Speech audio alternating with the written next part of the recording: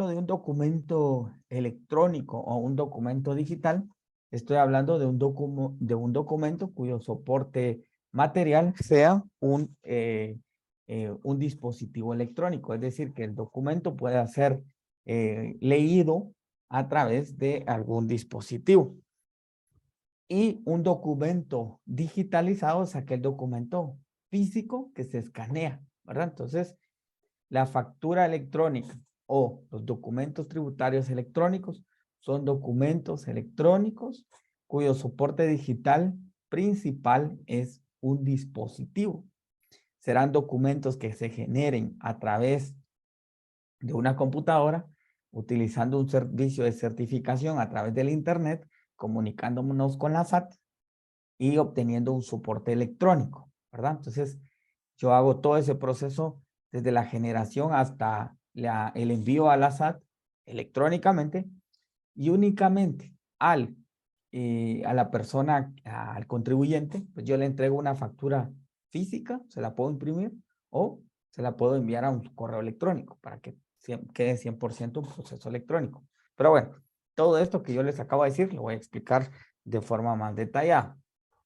Quiero que recuerden ustedes que estos documentos electrónicos pues tienen un valor probatorio. Es decir, que estos documentos pues no podemos alegar o no podemos decir que no tienen certeza, puesto que la Ley de Comunicaciones y Firmas Electrónicas en el artículo 12, pues que ya lo hemos platicado con anterioridad, le da un valor probatorio, estableciendo que toda información presentada en un formato de comunicación electrónica gozará de fuerza probatoria de conformidad con los criterios reconocidos por la legislación para la apreciación de la prueba. Entonces, pues así tal cual, ¿verdad? Pero bueno, vamos a explicar qué es la factura. Pues la factura, esto todo el mundo lo conoce, pues es el documento que contiene la información relativa a una transacción mercantil. En ese documento se consta, o se hace constar una transacción, una compraventa de un bien o de un servicio. En ese documento se describen los servicios, el importe a pagar y a partir de este importe se obtiene el impuesto al valor agregado que cada servicio o bien pues tiene en Guatemala y se hace el pago a la SAT, ¿verdad? Estos documentos sirven como constancia para posteriormente generar una declaración y hacer mi pago del impuesto a la SAT, ¿verdad? La SAT obtiene impuestos indirectos a través de este documento denominado factura. Y bueno, ¿y cuál es la novedad? ¿Cuál es la diferencia? ¿Cuál es el cambio de la factura física tradicional que todos conocemos? Bueno, aquella factura física se requería pues que obviamente la generación a través de un talonario en una imprenta previa autorización en la SAT. Y con esto, pues yo ya podía emitir esos documentos, ¿verdad? Y la SAT hacía una verificación, pero física, manual, ¿verdad? No tenía una certeza de una verificación física, electrónica, perdón. Ahora, al tener este procedimiento electrónico, para la SAT es más fácil verificar a las empresas cuánto han vendido y cuánto corresponde al impuesto, ¿verdad? En ese sentido, esta factura va a sustituir de forma progresiva, de forma gradual, a la factura física que tenemos actualmente, ¿verdad? Entonces, eso es una factura electrónica. Pero les decía que en Guatemala no solamente tenemos la factura electrónica, sino en general tenemos un documento tributario electrónico. Pero la SAT pues hace un chirmol con los nombres, porque en lugar de colocarles DTS, al régimen le colocó FEL, régimen de factura electrónica en línea. Y le hubiera puesto documentos tributarios electrónicos, una cuestión así. Pero bueno, ese de la factura electrónica en línea es el modelo general, ¿verdad? Que ha establecido la SAT para la emisión de documentos tributarios electrónicos. Ya decía que la SAT no solamente se quedó con la factura, sino que tiene otros como las notas de crédito, notas de débito, etcétera, de forma electrónica. Entonces, y bueno, hablemos de los antecedentes de este tema. Como antecedentes, pues tenemos nuestro Código Tributario de Guatemala, en el cual se establecen las atribuciones de la administración tributaria. En el artículo 98 se establece, numeral segundo, que la SAT tiene la atribución de establecer los procedimientos para la elaboración, transmisión, conservación de facturas, ¿sí? Recibos, libros, registros y documentos por medios electrónicos, cuya impresión puede hacer prueba en juicio y los que sean distintos al papel. La SAT podrá autorizar la destrucción de documentos una vez sean transformados a registros electrónicos a satisfacción de la SAT. Bueno, entonces, esta es una reforma que se realizó en el año 2002, que básicamente el Congreso de la República le faculta a la SAT a implementar mecanismos para elaborar, transmitir y conservar la factura y cualquier otro documento tributario. Y le faculta a que lo haga, ya sea físico o electrónico, ¿verdad? En esa modernización que lleva la SAT. De la mano con esa reforma, hubo otra al impuesto al valor agregado, a la ley del IVA, contenido en el decreto 2792, también del Congreso de la República, que establece que para el caso de las personas individuales o jurídicas que la SAT califique para utilizar el FEL, la factura electrónica en línea, ya sea por volumen de factura, nivel de ingresos brutos facturados, vinculación económica, inscripción a regímenes especiales u otro criterio definido por la SAT, su habilitación como usuario del régimen de facturas será de oficio. Entonces, en este artículo, el Congreso de la República le faculta a la SAT para incorporar, bueno, en el anterior, le facultaron a la SAT para crear el modelo de factura electrónica en línea. En este, le faculta a incorporar al contribuyente como él considere, ya sea por volumen de facturas, por la cantidad de facturas, por el nivel de ingresos brutos o por cualquier otro criterio que considere. ¿Quién podríamos decir que es un emisor de muchísimas facturas, verdad? Por ejemplo, Walmart o la Despensa o la Torre, estos supermercados emiten una enorme cantidad de facturas, ¿verdad? Entonces, ya le decía aquí el Congreso a la SAT, mire, tal vez el criterio que debería adoptar es este, bueno, pero se lo deja libre para que él considere. Y lo considere a partir de resoluciones del directorio.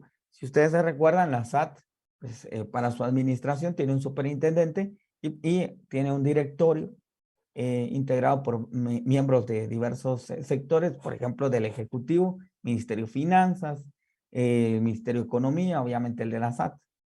Pero bueno, entonces, una resolución del directorio es la resolución mediante la cual se van incorporando los contribuyentes. En ese sentido, hubo un primer régimen de factura electrónica denominado FASE, factura electrónica, el cual fue implementado en el año 2007. Y a partir del año 2018 se está implementando el régimen de factura electrónica en línea. Bueno, ¿cuál es la diferencia entre ambos? FASE y FEL. La diferencia es que FEL es un modelo integral. No solamente son facturas, sino que son cualquier otro documento relacionado, como las notas de débito o notas de crédito. Además, el régimen FEL incorpora una firma electrónica y un ente certificador con firma electrónica avanzada al régimen de facturación. Nos vamos a enfocar en el régimen FEL porque el régimen FASE, pues a partir de la vigencia del FEL en el 2018, pues se ha ido sustituyendo hasta pues, que ya no quede nadie con ese régimen y todos estamos en FEL. Entonces nos vamos a enfocar en ese. Entonces, ¿Cómo nace el FEL, el régimen de factura electrónica en línea? Bueno, pues les decía, el Congreso de la República hizo reformas a leyes ordinarias, en especial al Código Tributario, a la ley del IVA,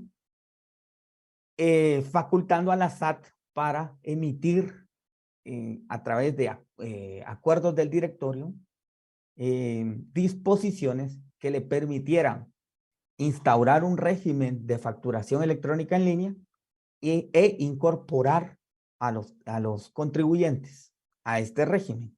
Entonces, el considerando pues de este artículo, de acuerdo del directorio, establece que la facturación electrónica promueve la modernización y competitividad de las empresas, facilitan el comercio electrónico, reduce tiempos y costos a los contribuyentes, da certeza jurídica a los documentos, brinda mayor transparencia a las operaciones comerciales, facilita el cumplimiento y minimiza el riesgo de error en la determinación de las obligaciones tributarias. Asimismo, constituye una fuente de información para la administración tributaria de utilidad en el control de recaudo de impuestos. Básicamente, esto justifica de forma muy puntual por qué la SAT se está cambiando al régimen de factura física a uno electrónico, ¿verdad? Ya nos dice que promueve la modernización, o sea, ya no hacerlo papel. Ustedes pónganse las manos en los zapatos de la SAT. Ustedes se imaginan lo que sería revisar la facturación de 50,000 contribuyentes. ¿Cómo se hace eso? Antes había una lotería, ¿verdad? Entraban todos los contribuyentes a una tómbola, digamos, por así decirlo, y salían algunas personas elegidas al azar. Y esas personas eran citadas por la SAT para verificar sus declaraciones contra sus facturas, ¿verdad? Entonces, pero era a unos pocos, era una pequeña muestra. Ahora, pues ya no es a una pequeña muestra, sino es a todos los contribuyentes que emitan factura electrónica en línea. Entonces, reduce tiempo y costos a los contribuyentes, básicamente al que hace su declaración de impuestos. Le da certeza a los documentos, porque estos documentos tienen una firma electrónica en línea, una firma electrónica avanzada, perdón. También nos apoya con el tema del comercio electrónico. Ya les decía que, pues, para emitir el comprobante de esa transacción. Y en general, pues, a la SAT le da control sobre los impuestos recaudados. Este acuerdo, el 13-2018, que nace al régimen FEL, en el artículo 1, en su objeto establece que su objeto es implementar el régimen de factura electrónica FEL, el cual comprende 4 cuestiones: la emisión, la transmisión, la certificación y conservación por medios electrónicos de facturas y otros documentos. Pero bueno, ya, ahorita seguimos con eso. La emisión, bueno, el acto de emitir, eso será la persona física o jurídica que emita la factura, ¿verdad? Entonces, la emisión, entregar la factura. La transmisión, bueno, esto es propio de este régimen, porque la factura cuando se emite, se transmite a un ente certificador que verifica que la información sea verdadera. Luego, la certificación. Este ente que yo les comento, que es un ente certificador, certifica que la transacción sea válida, que sea correcta, que la información que se está trasladando sea la que es, ¿verdad? Que no ha habido ninguna modificación ni alteración de la misma. Y por último, la conservación de todas esas facturas de forma electrónica, por medios electrónicos y ve acá, notas de crédito y débito, recibos y otros documentos autorizados por la SAT para el régimen FEL. Entonces, el régimen de factura electrónica en línea no es solo la factura, sino que son otros documentos que estén asociados. Y en general, lo global se llama documentos tributarios electrónicos, ¿verdad? Entonces, dice el artículo 3 que los documentos tributarios electrónicos son un archivo electrónico en formato XML. Eso significa que es un documento para consumir en un dispositivo, generado desde un dispositivo en un formato específico de texto, XML, como bien puede ser doc, etcétera, ¿verdad? XML es un formato certificado de acuerdo a las disposiciones del régimen FEL, que comprende factura, notas de crédito, notas de débito, notas de abono, recibos y otros. ¿Ah? Dichos documentos sortirán efectos tributarios establecidos en las leyes específicas según corresponda. ¿Y cuáles serán esos efectos tributarios? Pues definitivamente pagar los impuestos, ¿verdad? U obtener algún tipo de devolución. En general, así tal cual funciona. Todos esos documentos tributarios electrónicos, pues la SAT ha implementado, la factura cambiaria, este cuadrito que yo que tengo acá, pues yo se los comparto en el documento. Factura cambiaria, factura de pequeño contribuyente, factura especial, nota de abono, recibo de donación al recibo, nota de débito y nota de crédito, ¿verdad? Entonces, cada una de estas han sido implementadas por la SAT en el régimen FEL, ¿verdad? Entonces, este es un ejemplo de una nota de crédito, ¿verdad? Por ejemplo, yo pagué un curso en su momento y luego ya no se llevó a cabo, entonces me devuelven mi dinero. Entonces se hace este documento para que ellos también puedan anular la transacción de la factura y pues obviamente el tema del pago del impuesto. Y esta sería una factura electrónica en línea, pero bueno, no es relevante esto, lo que es relevante es esta cuestión. La factura electrónica está identificada con una numeración. Básicamente es el número de autorización, que se compone de un número de serie y un correlativo. Este número de autorización se genera de forma aleatoria, ¿verdad? Es un identificador único. Y no es un número correlativo que vaya 1, 2, 3, etcétera, no, sino es un número que se conforma en el momento, que ya les decía que será la serie y el número, ¿verdad? Entonces, este gran grupo de letras y números corresponde al número de autorización de la factura, que repito, es un número único para las facturas. Buenos días, ¿será que podría regresar a la segunda diapositiva del cuadro anaranjado? Es que no, esa solo es parte de la argumentación, no es que vayamos a revisar cada uno de esos documentos. Luego, ¿qué contribuyentes pueden incorporarse al régimen FEL? Pues al régimen de la factura electrónica se pueden incorporar ya sea de forma voluntaria o por disposición administrativa. El artículo 11 de este acuerdo establece que de forma progresiva la SAT definirá los segmentos de contribuyentes y los plazos para su incorporación de oficio al régimen FEL mediante la emisión de resoluciones que serán debidamente notificadas a los mismos. De tal cuenta que la SAT a partir del 2018 ha estado seleccionando grupos o segmentos de contribuyentes y notificándoles la resolución que los incorpora al régimen para que ya no emitan factura física, sino que emitan una factura electrónica. ¿Sí?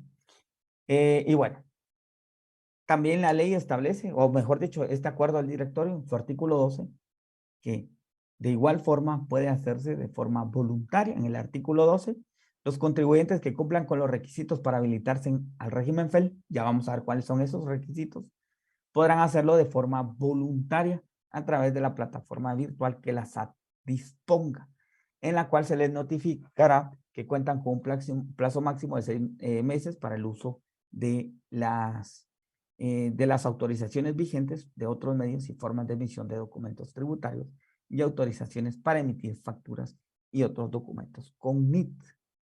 Entonces, de esa forma, la SAT, decía, ha estado emitiendo acuerdos y resoluciones incorporando segmentos.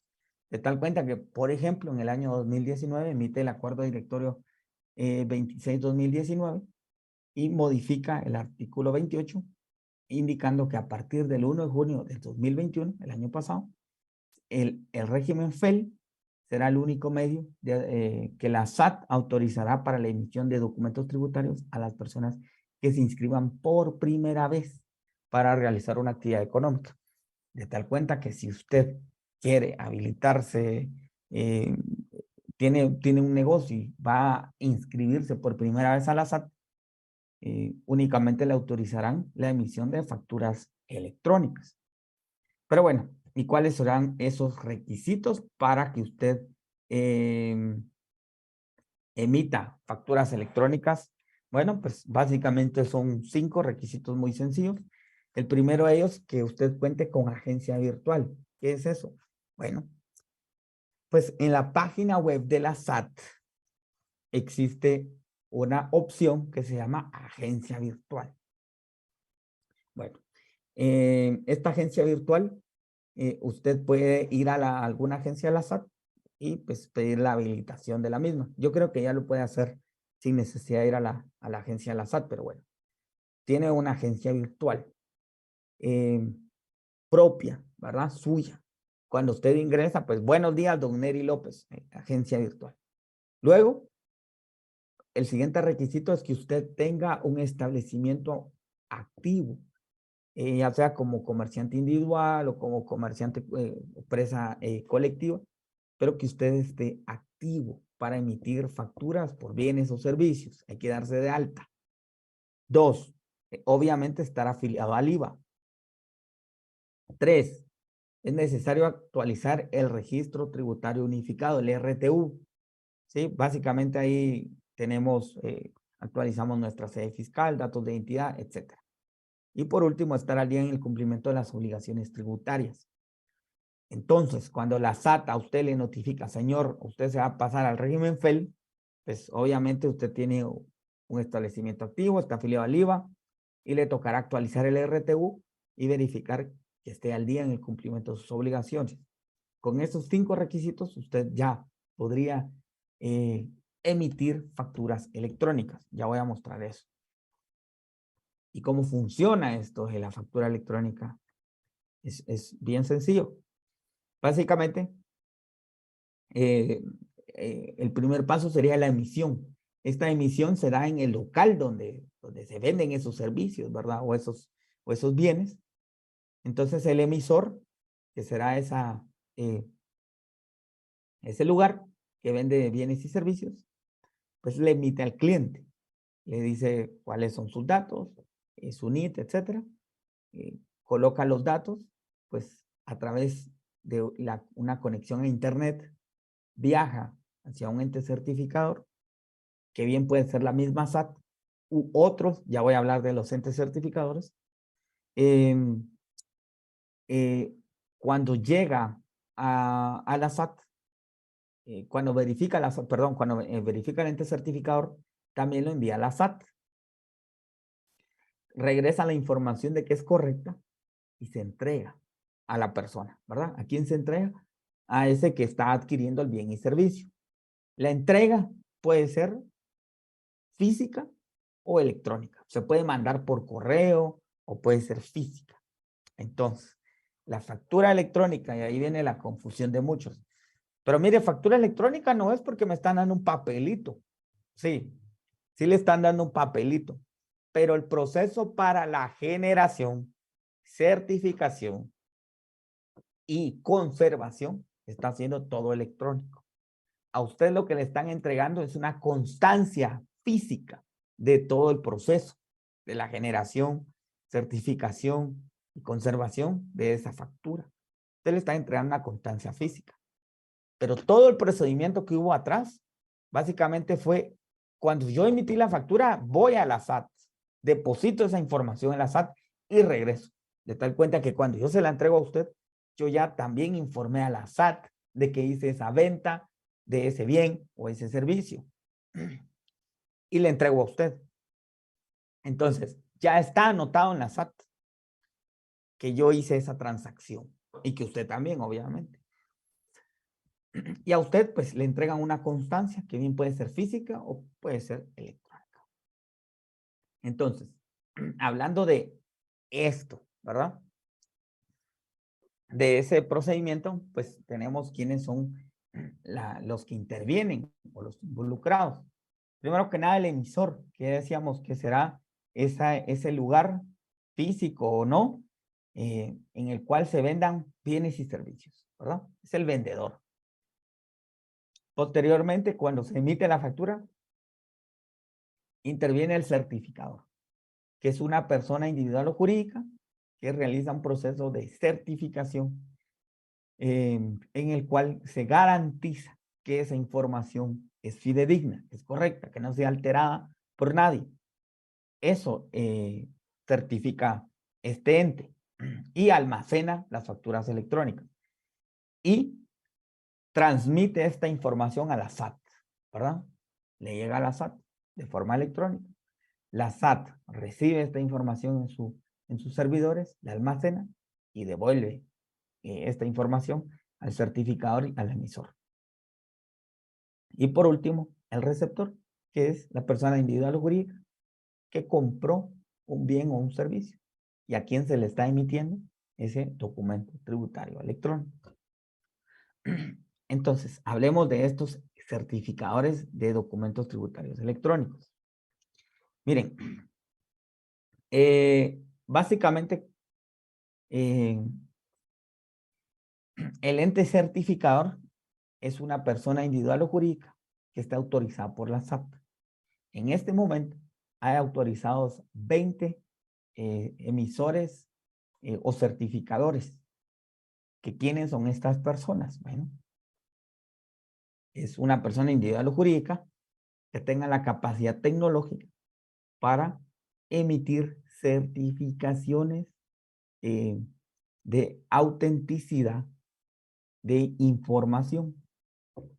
Entonces, esta empresa tiene que solicitarle a la SAT ser un prestador del servicio. La SAT hará inspecciones porque tiene que cumplir una serie de requisitos. Si este ente los cumple, la SAT lo da de alta, ¿sí? Y este certificador lo que hará será cobrar. Le va a cobrar a usted.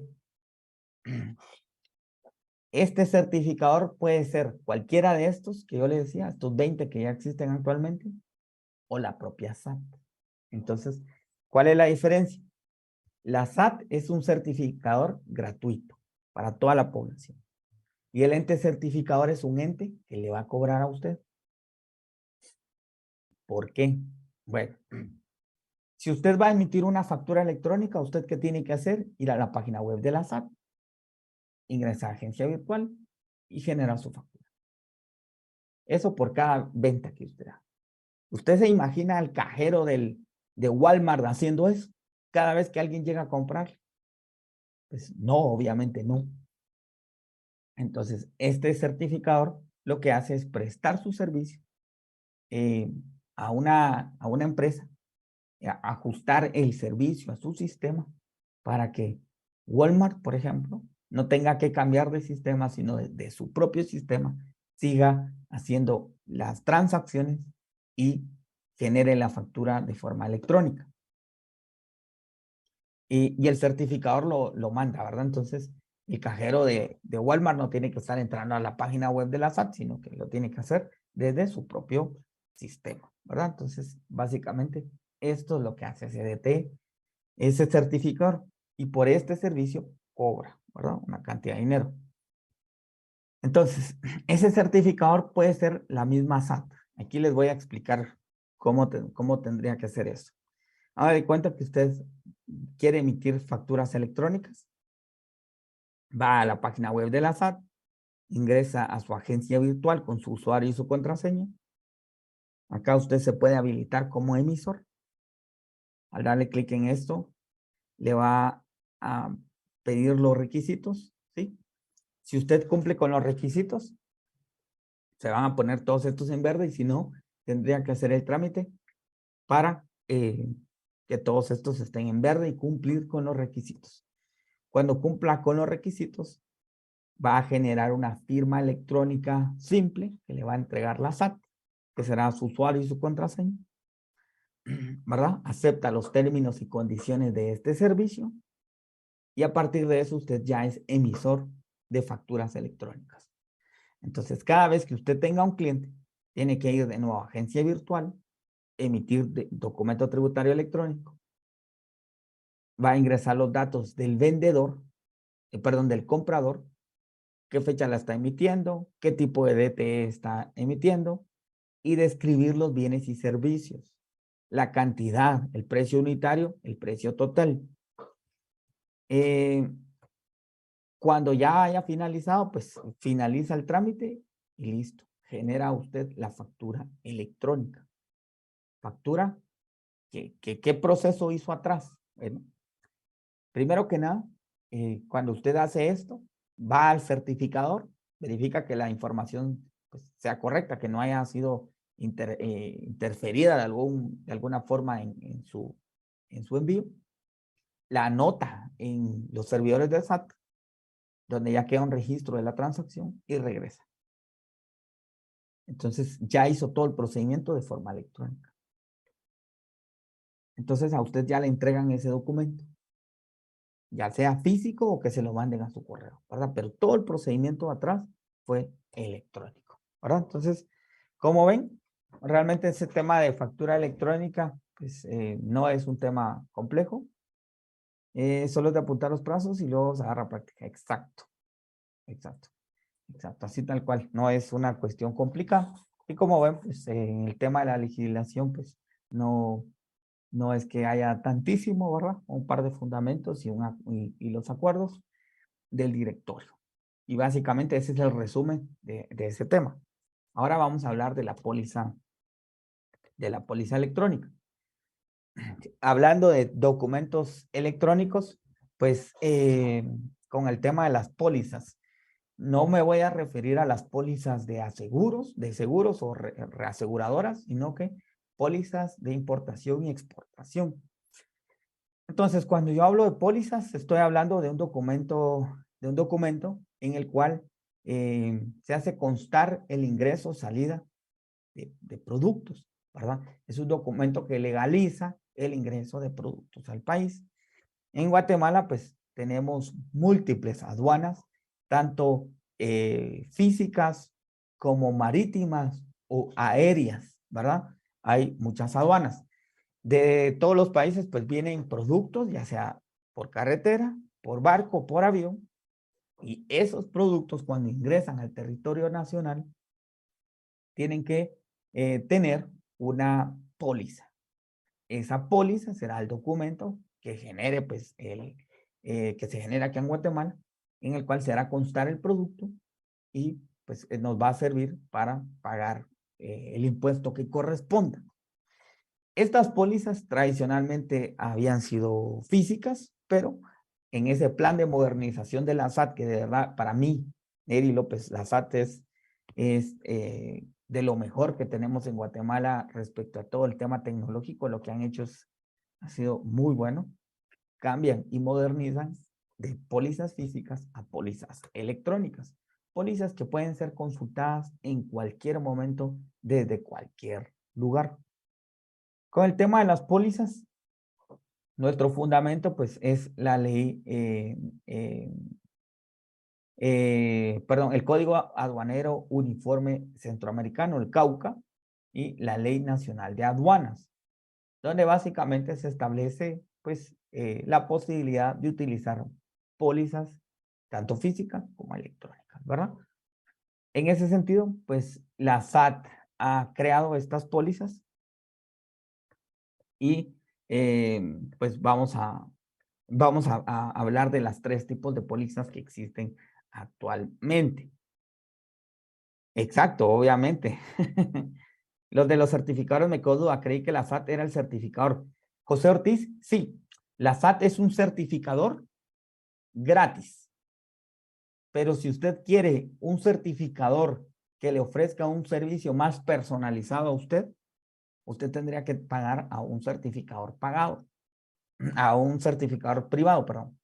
estos certificadores se habilitan con la SAT para prestar este servicio.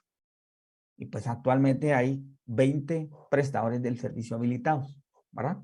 Y eso ya no van a ser gratis, sino le van a cobrar a usted un monto. Pero le van a permitir ser más eficientes sus operaciones. Y el ejemplo que ponía es si usted es un gran emisor de facturas, ¿verdad? Usted va a querer eficiencia y no pues la cholla del sistema de la SAT, pero bueno. Entonces, en Guatemala actualmente tenemos 3 tipos de pólizas. Tenemos la póliza regionales y una póliza que nos sirve para productos a nivel mundial. Entonces, vamos a ver la primera. La DUA es la Declaración Única Aduanera de Guatemala. Y es un documento, pues, que ya les decía que es donde está la constancia de todos los bienes que ingresan a Guatemala que nos van a servir para pagar impuestos. Entonces, este documento es el que nos sirve para las importaciones mundiales. Luego tenemos la DUCA. La DUCA, pues parte de los convenios que hace Guatemala con los demás países de Centroamérica y esta es la póliza que sirve para la Unión Centroamericana. Pero existe una tercera que se llama FIDUCA, que es la factura de declaración única aduanera, que viene de un convenio que realiza Guatemala con Honduras y con El Salvador. Pero básicamente las 3 son lo mismo, son una póliza en la cual consta los productos que ingresan a Guatemala y que legalizan su ingreso, documento a partir del cual pagaremos impuestos. Pero bueno, básicamente, no es una gran, no es que nos hagamos bolas en este tema, porque es muy, muy sencillo. Ahora, en el pensum, ustedes tienen otros 2 temas, que sería de Claraguate y Banca SAT, que realmente pues yo siempre he creído que están de relleno, pero siempre los explico. Vea, de Claraguate. Entonces, retomando todo lo que yo he dicho de la SAT y que la SAT se ha ido modernizando, parte de esa modernización es su sitio web denominado de Claraguate, que es un sitio web que tiene por objeto tener una lista de todas las formas o formularios que nos sirven para hacer declaración de impuestos, de todo tipo de impuestos, ¿verdad? Recordemos que tenemos el impuesto al IVA, el impuesto de solidaridad, el impuesto al combustible, el impuesto a tabaco, el impuesto a etcétera, ¿verdad? Todos estos impuestos se pagan a través de un formulario. Entonces, antes yo no sé si alguno de ustedes se recuerda, pero antes uno tenía que ir a la SAT a traer estos formularios y tener un zulote ahí de formularios para cada vez que le toque pagar a uno impuestos. El problema era cuando no habían formularios, ¿verdad? O sea, a veces se acababan los formularios y a uno pues no habían en ningún lugar y pues al no haber uno no podía pagar el impuesto, pues ya uno incurría en una omisión, teniendo que pagar pues, algún tipo de multa. En ese sentido, pues así muy brevemente vamos a mostrar este sitio web, así rapidito, porque tampoco es una cuestión muy extensa. Entonces, veamos aquí de Claraguate, que es la página web de la SAT, y aquí están todos los formularios de pago de impuestos. Solo vamos a apagar el micrófono porque hay alguien ahí que está haciendo bulla.